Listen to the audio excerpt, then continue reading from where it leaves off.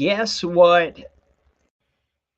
It's time for college football talk for week number 4. Yeah, we're already at week 4. We have some really good games coming up, and I'm going to chat about them in just a second. Welcome to the channel. I hope you're hanging out with me, or I appreciate you hanging out with me here at another college football podcast, because there's so many. Why not another one?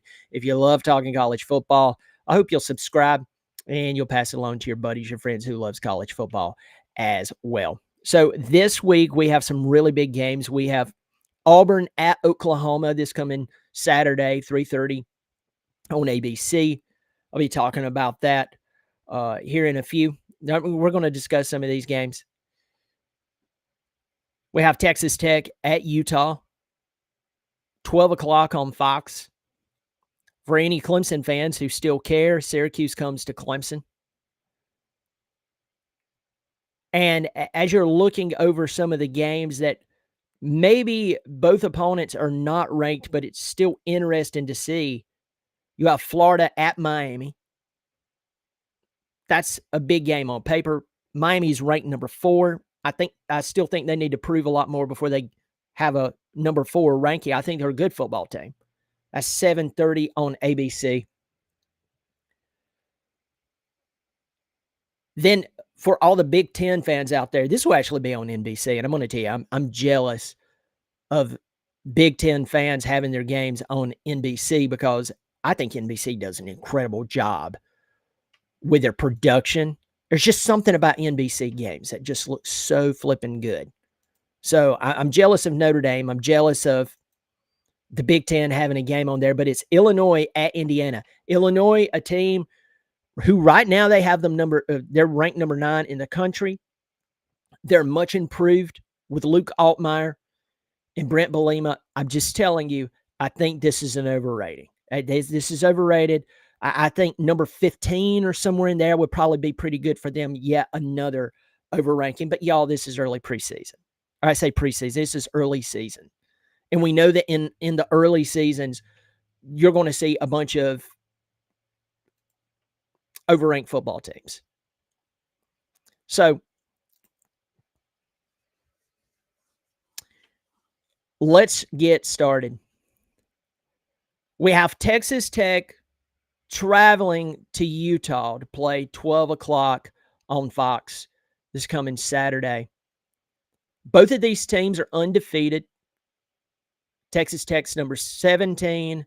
Utah is number 16. And the Utes are a 3.5-point favorite in this game. Now, I don't want to jinx Utah, but anytime there's a high expectation of them, I won't say anytime, but a lot of the times, it's just like they fall apart. And then I heard someone say this, and I totally agree with them. When you're not expecting them to be worthwhile, guess what they do? They go out and they do extremely well. And you're like, how did I miss it? Like, how did I miss that they were going to be this good? How did I do it? Am I just am I a lazy college football fan? But no, it seems like that is the running, I don't want to say joke, but joke with Utah. Both of these teams come in with a lot of high hopes. And let me tell you this, at this point of the season, I know it's early on, but I'm looking at the Big 12 standings. I'm not sold on Iowa State. I'm not sold on Houston, but right behind these two teams, which Houston and Iowa State, they've played conference games. Texas Tech and Utah, this is both their first conference game. I could see both of these teams making a legitimate run at winning the conference. I'll hold off on whether they're a legitimate college football playoff team, but right now, first things first, both of these teams could actually do something very special. Now, let's talk about who Texas Tech has played up to this point.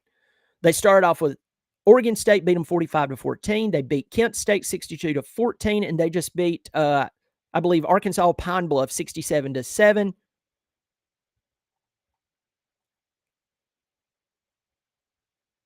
And there you have it. On the other side of things, you have Utah starting off the season with UCLA, beating them 43-10, beating Cal Poly 63-9, and they just won at Wyoming 31-6. Texas Tech's poured a ton of money into NIL so they can have a fighting chance. They got some of that good old-fashioned oil money. And if you're allowed to use it, they are, by the way. That's the new landscape of college football. They're going to use it, and this sets them up to have a really good chance to win their conference, because first things first, you need to win your conference. You need to be able to compete within your conference. The key to this game for me is whoever gets a really good, solid defensive stop and maybe creates a turnover wins the ball game. Because I'm looking at Texas Tech quarterback, and I think it's Baron Morton. Please forgive me for the last name. Missing the last name here, or first name, excuse me. This guy's already thrown for 923 yards, 11 touchdowns, 1 interception. He's thrown the ball 81 times. On the other side of the football, you got Devin Dampier. This guy, 628 yards passing. He's 65 of 89 and 7 touchdowns. Now, here's where I'm going to lean towards, and I'll go ahead and give you my pick. What I'm leaning towards is the Utah defense actually maybe making a stop.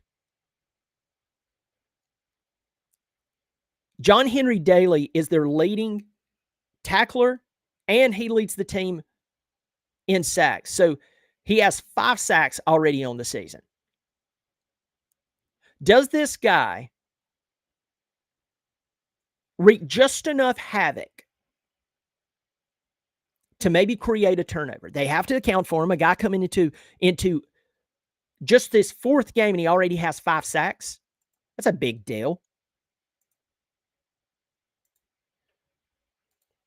So you have to ask that question. Let me rephrase that. You don't have to do anything, but if you're actually wanting to get a correct answer, you have to ask that question. Will he wreak enough havoc to where it creates a turnover? Now, I want to tell you, my gut says Texas Tech. And I'm going to do this live here. This is a live show.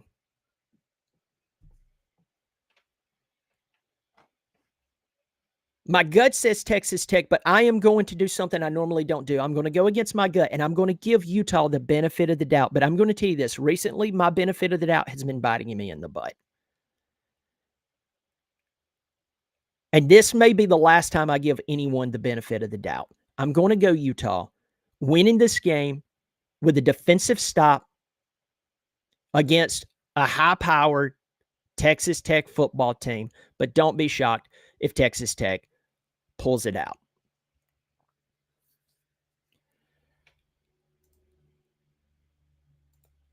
Now, on slate for the weekend, the next big game that everyone's going to be paying attention to, next big ranked game that let me preface that. The next big ranked game that everyone's going to be paying attention to is by way of the SEC.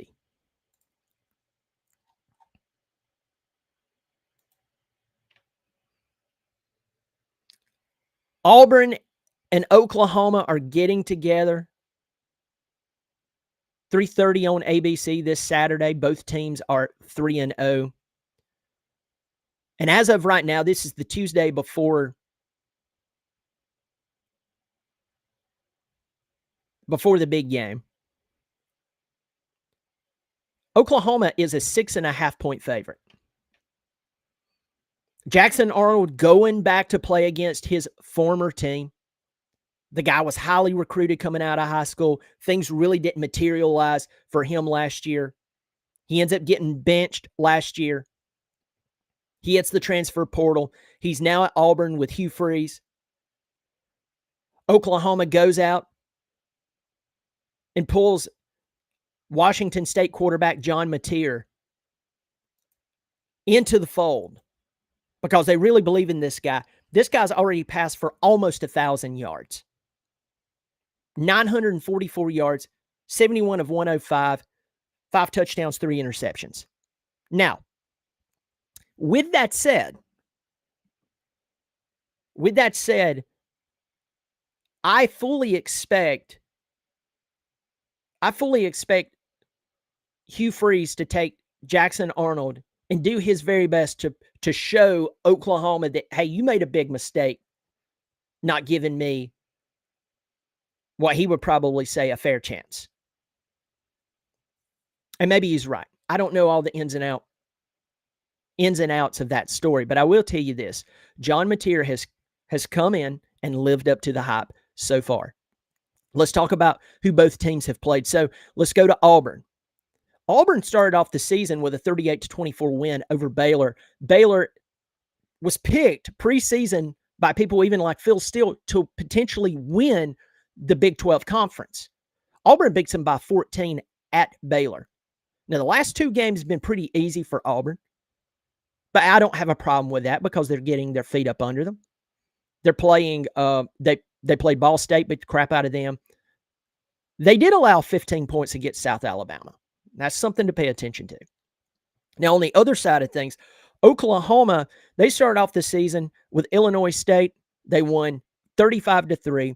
They played Michigan, won 24-13, and they just beat the crap out of Temple at Temple 42-3. Now, you could step back and you would be right to say, well, Brian, they both played one solid team.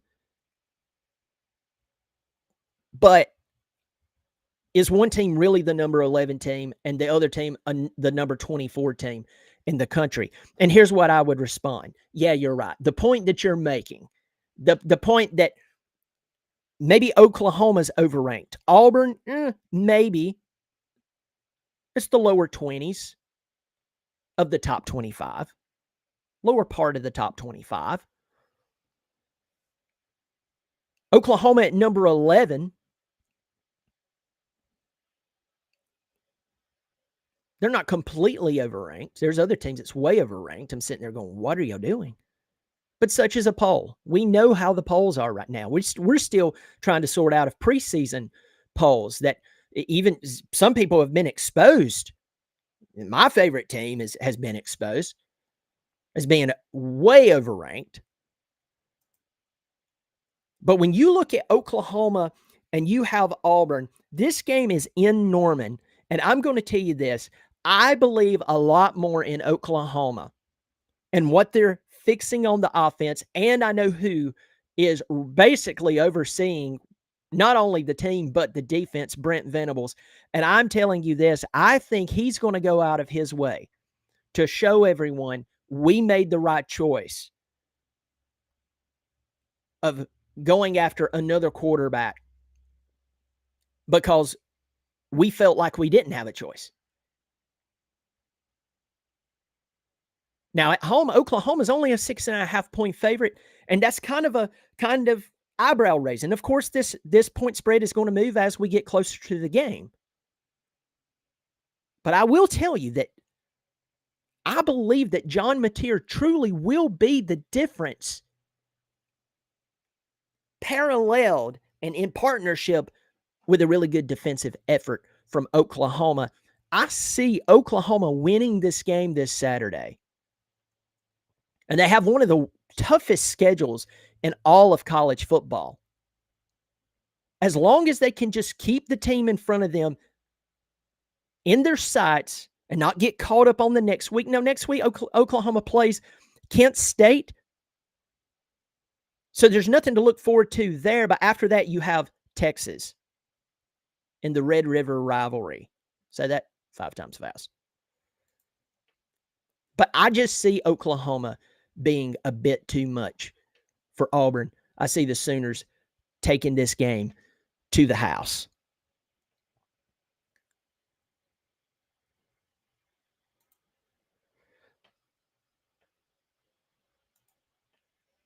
Let's talk about Saturday night on ABC 730. You have the Florida Gators, a team that's 1-2 right now, playing against the Miami Hurricanes, who are 3-0. Now, the line is going to move. We know this spread's going to change. But right now, Miami is a 7.5-point favorite over Florida. Carson Beck has passed for 812 yards this season, 7 touchdowns, 2 interceptions. On the other side of the field, you're looking at DJ Lagway, a guy going into his true sophomore season. He's thrown 5 touchdowns, but 6 interceptions, 629 yards. And let me tell you right now, there's a lot of people been making fun of this guy on Instagram, on social media. There's a lot of people saying making a lot of crappy comments about DJ Lagway. And listen, folks, I haven't watched every down of football that this young man's played. But I do want to make it very clear. Don't get so caught up in just what a quarterback does. You need to get caught up in what's going on around them as well.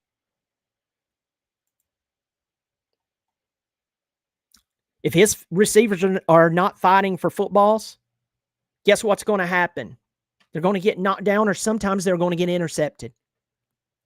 At this level of football, I saw one particular pass that everyone was dinging him on. They were like, I can't believe Lagway threw another interception. His receiver let the DB take it from him. At this level of football, your wide receivers are not like they are in high school, where the ball better safely fall in their hands, in their little hands, and they cradle it for a touchdown, or oh shucks. At this level of football, the wide receivers, when that ball goes up, supposed to become the meanest, most aggressive, nastiest human being in the world to get the football. And when they don't fight for the football, but the quarterback put it there, it's on them. It's not him. Now, I'm sure that there's other passes that I've missed, but there's a lot of people who has really turned on DJ Lagway really, really quick. On the other hand, you have Carson Beck, a guy in the offseason because of things between he and a girlfriend and why he transferred to Miami, and everybody's having fun with it, and he didn't have the season last year at Georgia that everybody wanted him to have, but I've said this over and over. When Carson Beck is on, he is on. And you can take all your little shots at him. I don't know the guy. Maybe he's a good guy. Maybe he's not a good guy. We're talking football here.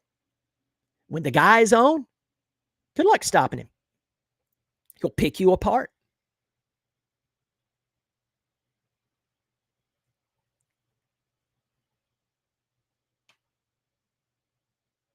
Coming into this game,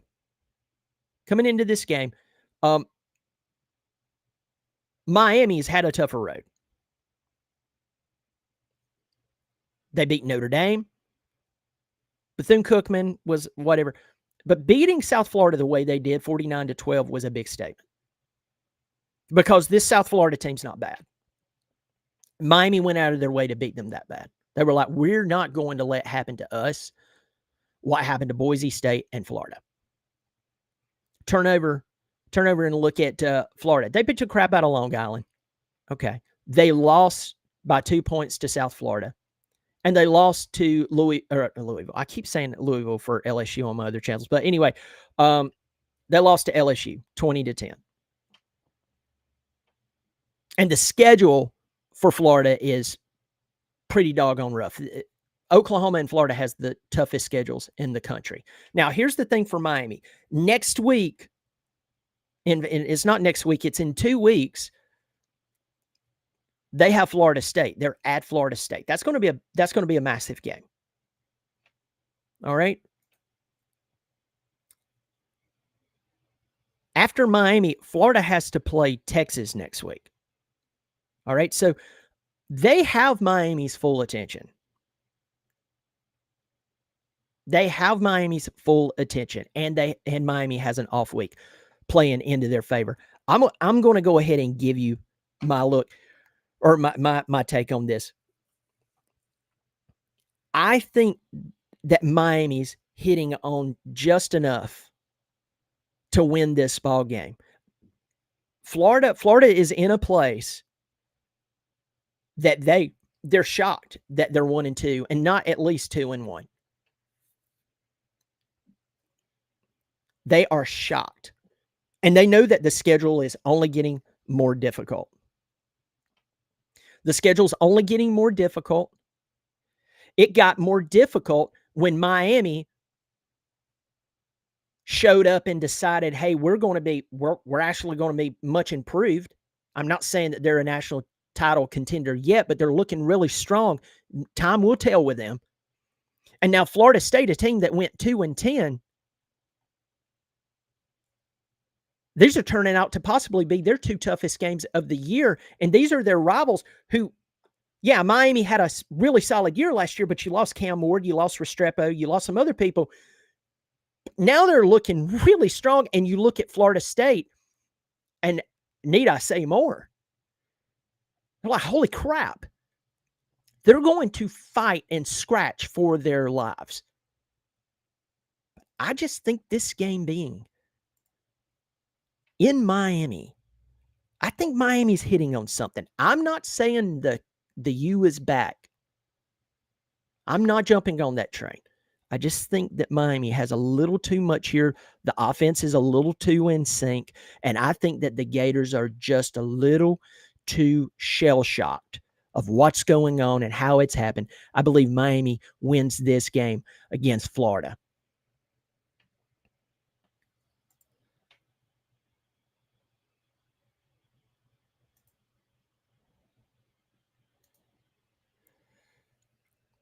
Now, quickly covering some games that we'll see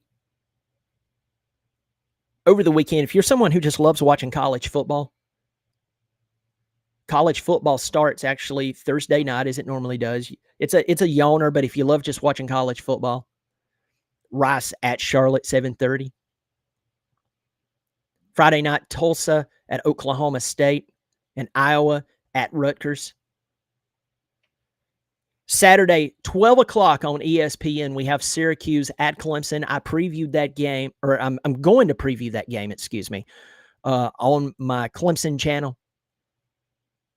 I'll release that tomorrow, which is Wednesday. Talking about that game, Clemson's at a very pivotal point in their season, and I'm going to go as far as to say their program, because this team was supposed to be incredible. This was supposed to be the best team since 2019. And they're 1-2. And the resounding response from the coaching staff and even some of the players is we're a few plays away. That is now the common response, and it's not changing. So when you hear the guys who are in charge of their own units saying the same thing over and over again, and it seems like they can't get over the hump, football logic says they don't know how to fix it, and that's scary.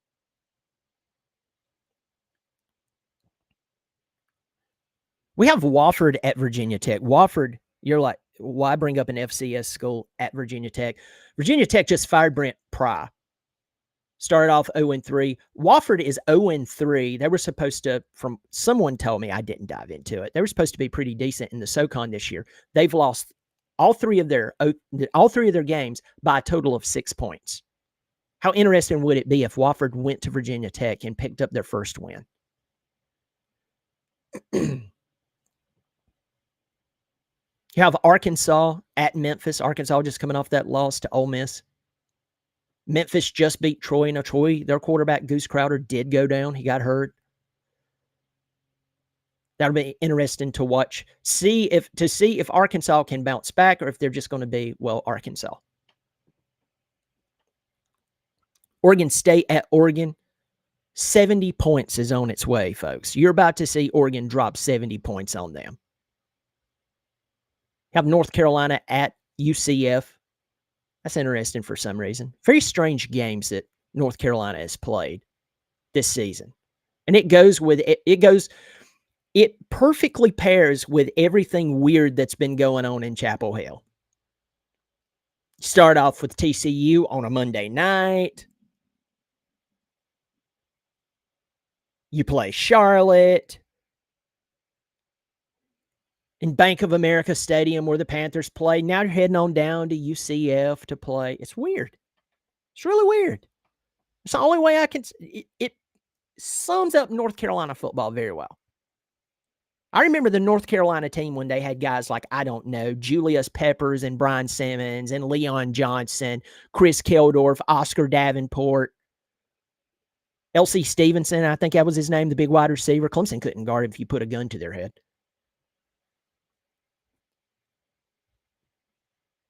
That's back during the time when if someone threw a long pass on Clemson, they're like, I didn't know what could happen. Yeah, you can throw the ball downfield. It's quite funny what happens when you do.